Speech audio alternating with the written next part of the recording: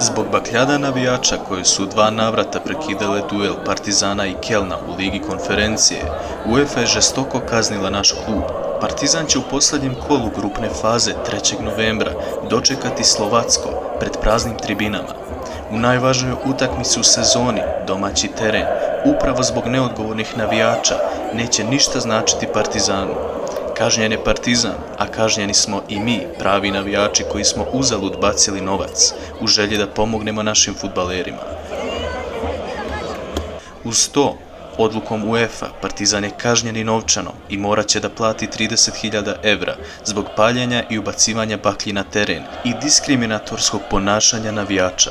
Na tih 30.000 UEFA je dodala još 20.000 evra zbog neprohodnih prolaza na stadionu i 3.000 zbog nedoličnog ponašanja. Takmičenja, eventualni sljedeći prekid automatski bi značio i trajni prekid utakmice. Iz tog razloga molimo vas da navijamo za Partizan, da se plasiramo u završnicu ovog takmičenja. Molimo vas za to i točno navijanje. Bez obzira na sve, nadajmo se da će prisustvo dece dati krila Partizanu da pobjedi Slovacko i prezimi u Evropi.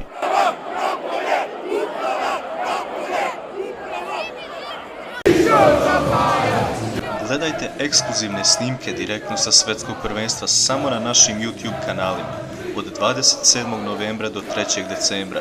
Podržite rad kanala subscribe-om, donacijom ili reklamom. Vidimo se u Kataru.